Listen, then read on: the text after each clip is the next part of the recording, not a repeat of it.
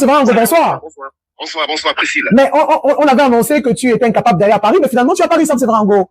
Mais comment on pouvait penser une telle chose? Parce que ça fait plus de 20 ans quand même. Ouais. Et je suis plus ou moins citoyen de l'espace Schengen quand même. Hein. Et je crois que Fabien Thierry en sait quelque chose. Parce que quand je commence à fréquenter ces lieux, au tout début de ma carrière, on est en 2003. Très exactement. Ouais. À la Coupe des Confédérations, mais bien avant, dans un tournoi de jeunes, grâce à lui, j'étais du côté de Clamcy en Bourgogne. De toute façon, on n'est pas là pour rappeler tout notre parcours. Je remercie tous ceux qui s'activent à nous retarder dans nos vies. Vous comprenez, c'est l'une des leçons. Quand les gens font tout pour véritablement vous ramener vers le bas, il faut leur dire merci. Parce que c'est précisément à ce moment-là que le Dieu Tout-Puissant, qui est l'ultime créateur, lui, il agit avec toute sa force. Amen. Et surtout, il faut faire attention avec les gens comme nous qui sommes des champions ou des élus. Quand quelqu'un est choisi tout spécialement pour accomplir sa mission, Dédi Yango a chanté, lorsqu'on vient ici, tant qu'on n'a pas encore fini sa mission, même les obstacles deviennent des avantages. Vous comprenez? Oui. C'est ça la grande leçon à tirer. Donc maintenant, je vais voler un peu plus haut que cela. Alors, Paris, c'était même pas ma première destination. J'arrive de Milan, l'une des plus belles villes du monde en Italie, dans un grand pays, vous voyez? Oui. Donc j'en ai encore pour plusieurs jours ici, véritablement. Alors, je vais peut-être commencer par la fin. Je vais vous souhaiter un très bon séjour à Paris et à Milan. Puisque vous allez retourner à Milan avant de prendre le vol pour, si vous voulez, je sais pas. Mais très bon séjour à vous. Vous êtes à une belle période, il fait beau. Je voudrais qu'on revienne sur l'actualité avec vous, Sam Sevrango. C'est bien sûr cette conférence de presse de Marc Brice, mais une conférence de presse qui démontre encore, on va dire, un climat conflictuel entre la fédération et le ministère des Sports, malgré les courriers d'Akami ou de Calme, de semblant de Calme. On a bien vu une conférence de presse qui s'est faite où l'entraîneur sélectionneur national parle des prochaines décisions du Cameroun sans que le team presse Thirindo ne soit là. Et je peux dire quand même que de source très sûre, la fédération n'a pas été mêlée à la préparation de cette conférence de presse. Vous, Sam Sevrango, vous avez participé à plusieurs Coupes d'Afrique des Nations, plusieurs Coupes du Monde. Comment ça se fait que de manière volontaire, qu'on écarte la fédération dans ses droits régaliens de la préparation d'une compétition telle que celle-là avec son entraîneur national? Je vous en prie, likez. Les gens sont en train d'attaquer le live. Mettez des likes. Oui, allons-y, Sam Sevrango. Ok, non, je pense que c'est plutôt bien. Moi, je suis content que ça se passe comme ça, Oui. parce que ça permet de se rendre compte véritablement que ceux qui ne veulent pas le bon avancement de la situation, c'est eux, au ministère des Sports. Parce qu'aujourd'hui, vous savez, on ne peut pas continuer de mentir à l'ensemble du peuple camerounais, au public sportif international. Donc aujourd'hui, j'ai envie véritablement de vous dire que c'est nous qui sommes dans la bonne vision. Et nous sommes également sur le plan politique dans une période particulière dans notre pays. Vous savez, on attend de grandes mutations à la tête de l'État dans 2 ou 3 mois maximum. Donc moi, mon vœu est qu'on y parvienne assez rapidement afin qu'on débouche sur des changements profonds au corps du gouvernement. Parce qu'il y a quand même un ensemble de membres du gouvernement qui ne nous rendent pas la tâche facile dans l'action que nous avons choisi de défendre le système avec M. Paul Biya, un président clairvoyant à la fin. Et parmi ces ministres, il y a le ministre des Sports qui ne nous arrange pas la situation. Et aujourd'hui, il est vraiment bon qu'on attende tranquillement qu'il soit remplacé, M. Mwele Kombi. Parce qu'on ne peut pas être dans un pays qui est respecté dans le monde entier et se comporter de la sorte de façon risible et ridicule. Voilà. Donc, je ne veux rien savoir de ce qui s'est passé dans cette conférence de presse, qui n'en était pas une, véritablement. Vous avez d'ailleurs vu que, avant cela, on a fait un peu de folklore à l'arrivée de ce monsieur, à l'aéroport. On a vu les images. Alors, qu'est-ce qu'il a gagné pour qu'on puisse mobiliser des badauds qui vont applaudir? Est-ce qu'on est là pour la gloire d'un monsieur qui est chèrement payé par le contribuable camerounais? Ne nous ayons pas encore permis de gagner quoi que ce soit. Merci. Il a déjà remporté quel trophée, véritablement.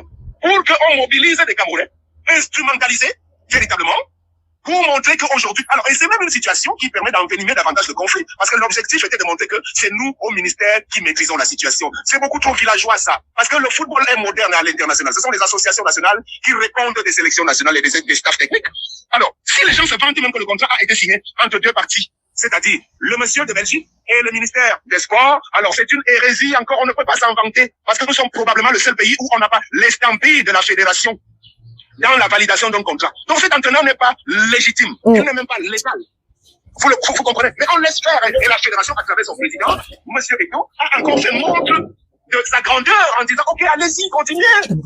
Ne venez pas nous accuser d'être les responsables de la situation de pourrissement aujourd'hui de ce football. Donc, vraiment, moi, je ne peux pas faire plus de commentaires que ça sur la phase qui a eu lieu à la base aujourd'hui. Moi, je veux bien profiter du soleil et du temps qu'il fait à Paris en ce moment. Donc, j'ai été heureux d'intervenir dans votre plateau. Donc, écoutez, s'il y a une dernière question, je suis tout cuit, mais sachant que la vérité va finir par éclater au grand jour et nous n'en sommes plus très éloignés. Alors, une dernière question, peut-être, pour revenir sur l'actualité, c'est justement cette rencontre. On s'attendait à ce que Marc Brice fasse une liste des pré-convoqués pour contre le Cap-Vert, ça n'a pas été fait. Quelles sont les chances du Cameroun, selon vous, avec votre expérience, Sam Sevrango, de se qualifier pour ce mondial, surtout quand on sait que le Cap-Vert n'est pas un petit morceau? On a vu les prestations lors de la CAN en Côte d'Ivoire. Selon vous, quelles peuvent être les chances du Cameroun, avec une ambiance pareille? Alors d'abord, moi je suis étonné d'apprendre qu'il n'y a pas eu publication de liste. Alors ça servait à quoi cette rencontre donc avec la presse? C'était pourquoi? Pour montrer sa tronche? Moi je ne comprends pas. Il est venu rencontrer la presse du Cameroun pour raconter quoi? C'était quoi l'agenda? Les éléments de langage, c'était quoi? C'était pour montrer qu'il y est et il y reste. Vous savez, en matière de presse et de communication, quand on dit conférence de presse, il faut un prétexte important pour dire qu'on fait un stop presse, on convoque les journalistes. Il faut quelque chose de lourd en termes d'information, en termes de contenu. Alors, c'était quoi l'objectif? Alors, à la limite, je ne sais pas qui sont les conseillers de ces gens du ministère des Sports, parce qu'on aurait pu quand même s'attendre à ce que, s'il y a des gens là-bas qui comprennent quelque chose au sport de haut niveau, il y a toute une direction de sport de haut niveau là-bas au ministère, mais ils ne sont pas toujours en train de faire des choses selon la norme. On a un problème avec le respect de la norme au Cameroun, c'est bien dommage. Alors, vous me demandez quelle chance on pourrait avoir. On a très peu de chance, même si vraiment ce sera miraculeusement qu'on pourra se qualifier, c'est notre souhait aujourd'hui. Mais rappelez-vous que le Cap Vert, ce n'est pas une petite équipe depuis quelques années, on a bien pu se rendre compte que c'est une sélection mieux organisée que nous au plan administratif. Et qu'ils ont des joueurs de bon niveau aussi internationalement aujourd'hui. Alors, si on est toujours tout le temps en train d'afficher cette querelle-là, en estimant qu'aujourd'hui la sélection nationale des Lions indomptables du Cameroun, c'est la sélection nationale du ministre des Sports, Mouele Kombi, et ces gens, les Cyril Tolo et compagnie, très bien, ce n'est plus les Lions indomptables du Cameroun. Qu'est-ce que vous voulez? Qu'ils aillent donc jouer sans l'accompagnement de nous tous, qui avons donné de nos images pour que ce football puisse rayonner. À la limite, moi aujourd'hui qui vous parle, je suis plus important que tout un ministre des Sports qui peut arriver dans les affaires de football. Hein. Parce que moi j'ai travaillé dans le football à la base. Eux, ils sont des ministres avec des décrets dont le président peut les remplacer à tout moment, comme ça va se faire dans quelques mois aujourd'hui. Mais qu'ils nous laissent notre football qui a su nous donner une belle image dans le monde entier. Qu'ils n'essaient pas de le galvauder, de laisser apporter comme c'est en train de se dérouler en ce moment-là, véritablement. Parce que il y a deux choses au Cameroun qui peuvent nous ramener la guerre entre nous les Camerounais. Il y a d'abord le domaine foncier avec les terres, les préfets, les sous-préfets qui font n'importe quoi. Et il y a la question du football. Donc, il essaye de se consacrer à autre chose, mais qu'il laisse intact les Lions indomptables de Théophile Abega, de Jean-Pierre Tokoto, d'Emmanuel Veyelemva, de Mbumbu Emile, et de tous ces gens, Alphonse Tchami, qui ont fait la belle réputation de cette sélection. Jusqu'au tout dernier. Merci beaucoup, Sam Severango. Merci à vous, Sam Severango. Très bon séjour de votre côté. Il y a des gens qui sont jaloux, qui disent, mais c'est pas un événement. C'est un événement, monsieur. C'est pas donné à tout le monde. Vous allez aller en France. Prenez un billet d'avion en France. Vous connaissez, c'est donné à tout le monde. N'importe quoi. Excusez-moi pour le gros mot. Allez, merci, Sam Severango. Allez, très bon après-midi. Allez, merci à vous, merci. Moi, j'ai horreur du manque de respect, J'ai horreur du manque de respect. On peut être d'accord ou ne pas être d'accord avec certaines choses. Sam Severango, c'est un grand journaliste sportif du Cameroun. Aujourd'hui, il y a tellement de facilités. À l'époque, il n'y avait pas Internet. Il fallait trimer, il fallait faire ses preuves pour avoir une tranche d'antenne. Il était le patron des sports de Canada International. À l'époque, c'était pas donné. Donc, c'est pas parce que vous êtes content ou pas content, parce qu'il a comment je vais dire ça? Il a ses soutiens politiques, il fait la politique que vous allez confondre tout. Non. Faut respecter. J'ai été formé par Sam Severango. Donc, faut pas dire n'importe quoi. Très bon séjour à lui de ce côté. C'est pas donné à tout le monde. Allez aussi demander des visas ou prendre des billets d'avion si c'est tellement facile que ça. Allez, vous avez la possibilité d'appeler. Vous pouvez déjà appeler. Le numéro est épinglé, pour donner votre avis. Nous sommes déjà à 1 heure de live. On a 30 minutes d'appel. Tout le monde peut réagir sur la question, donner son avis. On a suivi la conférence de presse de Marc Brice. Et je suis d'accord avec Sam Severango parce que le football, et je l'ai dit lors de mon premier live, on ne se mente pas. On peut être d'accord ou pas d'accord. Le football est un vecteur d'unité, d'union nationale au Cameroun. Ça, c'est une vérité. Et je vous l'ai dit, quand on gagne, nous nous retrouvons tous dans la rue. Nous embrassons au stade. Parce que c'est le Cameroun qui gagne à ce moment donné. Donc, on peut pas jouer avec. C'est pas la chose de quelqu'un. C'est pas un instrument. C'est un vecteur d'unité et un vecteur principal d'unité au Cameroun. Les Camerounais sont fiers de leur football. On va s'amuser avec. Allez, bonsoir. Oui, bonsoir, Priscille. Oui, vous vous présentez et vous donnez votre avis. Oui, je suis Aimé Chad, j'appelle de Dallas au Texas. Oui. Et déjà merci une fois encore pour le travail d'éclaireur que vous faites, surtout en ce moment où le journalisme au Cameroun est devenu, n'est-ce pas, une blague. Parce que nous avons des gens qui se disent journalistes, mais qui passent du temps à prendre des prébendes pour, n'est-ce pas, saquer cette noble profession qu'est le journalisme. Déjà, merci à toi, merci aux gens comme Richard Naha, merci à tous ceux-là, quoi, qui vraiment dénoncent l'amateurisme et le gantérisme qu'on vit aujourd'hui. Je les fasse partie. Le ministre du football est une honte. Il est une honte, je le dis et je le dis, il est une honte pour les académiciens. Parce que sous d'autres cieux, je crois qu'on l'appelle professeur.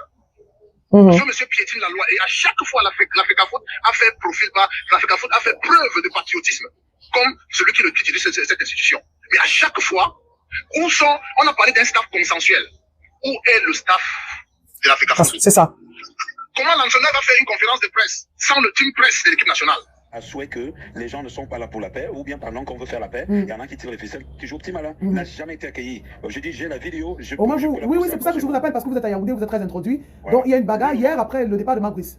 Ouais, c'est comme toujours. C'est la même situation qu'il y a eu lors du dernier match des Lions à Yaoundé, où il y a eu la réunion de la famille d'un gardien, 3 réunions, Et ils ont fait la réunion à, comment on dit ça là, à Eligé-Sono, où ils sont allés prendre des gens dans un quartier musulman. Et à la fin du match, comment on dit ça là, les gens qui ont dit qu'ils n'étaient pas d'accord, il y a eu bagarre au niveau des virages. Donc ces gens ne sont pas bien pour le football, ils ne sont pas bien pour notre pays. J'ai fait des sorties, j'ai annoncé, je voulais même être interpellé pour donner la vérité, dire la vérité. Donc, comment il a dit qu'il a été accueilli par comme un chef d'État. Il y avait quoi? Il y avait que son 4x4, il y avait que quelques petits babouins et quelques petits, comment ça, badauds, habillés en t-shirt. Comment est-ce que des gens, délibérément qui vont accueillir quelqu'un, peuvent avoir le même t-shirt? C'est pas une association, c'est pas un parti politique. Donc vous comprenez qu'il y a quelqu'un qui leur a donné des t-shirts de 700 et a dit allons faire du bruit. À la fin, ils se sont discutés 2500 qu'on donnait à chacun et puis basta. Mais aujourd'hui, ils organisent une conférence de presse. Le team presse des Lions Indomptables, celui qui est censé gérer la prise des paroles, soit des entraîneurs, soit des joueurs, n'est pas présent. C'est ouvertement une reprise de confrontation entre le MINSEP et la fédération. Comme vous le dites, les problèmes ne se sont jamais arrêtés, quoi. C'est une guerre froide. Je vous ai dit dans une de mes récentes vidéos que je prends la démission de Mardi sur le plan spirituel comme une bagarre et sur le plan réel comme un piège. La vidéo est encore là, je l'ai dit juste après et je vous ai dit que ces gars, ne vous amusez même pas. Monsieur Samuel Eto'o et la Fédération camerounaise de football, le peuple camerounais doit se lever debout. Je vais vous dire que nous sommes qualifiés pour la CAN. Rassurez-vous que ces gens ne vont pas vous mission de Mardi. Ils sentaient que les dés sont pipés. Ils ne croient pas à ces joueurs d'ailleurs. Il faut dire aujourd'hui que le fonctionnement tel à l'équipe nationale, ce n'est pas forcément les meilleurs qui sont là. Et voilà. Et donc, quand bien même on peut appeler les meilleurs, on frustre. Il y a des gens qui arrivent là sans club, il y a des gens aujourd'hui, certains qui n'ont pas de club. Donc ils ont même honte même pour de pouvoir appeler certains joueurs en ce moment, alors qu'on a écarté certains joueurs en disant qu'ils jouent avec les boulangers, ils jouent dans une division inférieure, ils jouent en Lettonie. Vous allez voir qu'on va vous rappeler même des joueurs qui n'ont pas de club, juste parce que c'est un cartel, c'est juste un petit truc. L'équipe nationale aujourd'hui, on vous a démontré en réalité que il y a, c'est-à-dire que la Séléka, et il y a un côté officiel qui est celui de la Fédération camerounaise de football. Donc là, nous sommes là. On a les ambassadeurs du football qui sont déjà dans l'équipe nationale. Ils veulent diviser l'équipe nationale. Donc, moi, vous me dites même que, écoutez, ce monsieur-là, il a dit du coup. La preuve, on lui a posé une question hier. Il dit qu'il ne veut pas parler de ça. Ça veut dire qu'il a démissionné. Et ça veut dire que le gouvernement camerounais par la haute hiérarchie lui a dit, attention, ta tutelle, c'est la Fédération camerounaise de football, on ne veut plus entendre. Et surtout à cette période-ci, on ne veut pas entendre parler. Le président de la Fédération camerounaise de football a été clair, a été intelligent, clairvoyant. Il a même été avant-gardiste en le maintenant là. Maintenant là, la preuve, quand vous voyez comment est-ce que nous, les pros FECAFOOT, on l'a maintenu, nous on n'en parle plus, mais vous voyez que les gens qui sont comment dire ça, le quartier général de Billy et comment ça, le cimetière, et en synergie, organisent des sorties des gens qui pensent que c'est une faiblesse du président de la FECAFOOT, c'est une faiblesse de la FECAFOOT d'avoir accepté. Or, le communiqué de la FECAFOOT est clair. Je vous dis que ce gars, soit au-delà du fait que je sois un policier, c'est un agent de renseignement, c'est un agent secret qui l'a calmé. Depuis, comme on dit ça au Maroc, on lui a fait savoir que là, la tutelle c'était, il a dit, ah ben non, je reviens à la charge de cette lettre-là. Donc c'est du pipeau, c'est de la triche et c'est de la manipulation que nous sommes en train de vivre. Merci, Serge Tamba. Peut-être une dernière question. À votre avis, mais c'est une question personnelle, hein, c'est-à-dire que c'est votre avis personnel. Que doit faire la Fédération camerounaise de football ou le président de la Fédération dans des circonstances pareilles? Priscille, je vais vous dire quelque chose. Peut-être que je n'ai pas le droit de le dire. Le président de la fédération travaille tellement que je pense, selon mes informations, je dis bien selon mes informations, et quand j'en donne toujours, ça s'est toujours avéré. Je pense que dans les prochains jours, les prochaines années, la Fédération camerounaise de football sera autonome en matière de gestion, comment ça, des entraîneurs. Parce que je pense qu'aujourd'hui, la FIFA est en train d'apporter des soutiens aux fédérations, afin que les sélectionneurs des équipes nationales soient payés par les fédérations, afin que, pour qu'il n'y ait plus, comment dire ça, d'ingérence ou alors d'abus d'autorité, de pouvoir de la part. Et le président de la Fédération camerounaise de football, ou la Fédération camerounaise de football, aurait envoyé un courrier à l'État du Cameroun que l'argent dépensé pour payer les entraîneurs peut servir aux Camerounais, aux multiples Camerounais à réaliser d'autres choses. Nous sommes en voie, soit nous avons obtenu de la FIFA un petit accompagnement qui pourra permettre qu'on paye comment ça, les encadreurs. Donc je pense que les jours à venir, nous révélerons certainement quelque chose de meilleur, quelque chose de bien. Je vous dis encore que c'est selon mes informations, regroupement, nous avons commencé à nous sommes introduits au niveau de la FIFA, au niveau de la CAF, comme ça se fait généralement avec NAA, au niveau, comment dit ça, et même au niveau du Cameroun. Donc c'est la seule chose qui reste à faire. Actuellement là, nous avons une seule préoccupation majeure, essentielle, patriotique, nationaliste et de soucis social. C'est la qualification des Lions Indomptables. Marcher sur la fédération, piétiner le président de la fédération, comploter, conspirer, mais il n'en demeure pas moins qu'il reste un fervent patriote et un nationaliste incontestable. La preuve, président de Sénégal, vous savez que M. Eto'o, président de la FECAFOOT, ne vous a jamais demandé d'aller mentir ou d'aller manipuler l'opinion. Vous dites tout simplement la vérité. C'est vrai. La vérité.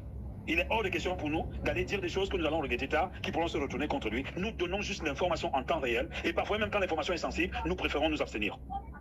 Merci à vous, Serge Tamba. Merci pour tout, mon frère. Nous sommes à Yaoundé la semaine prochaine pour l'AG de la Fédération camerounaise de football.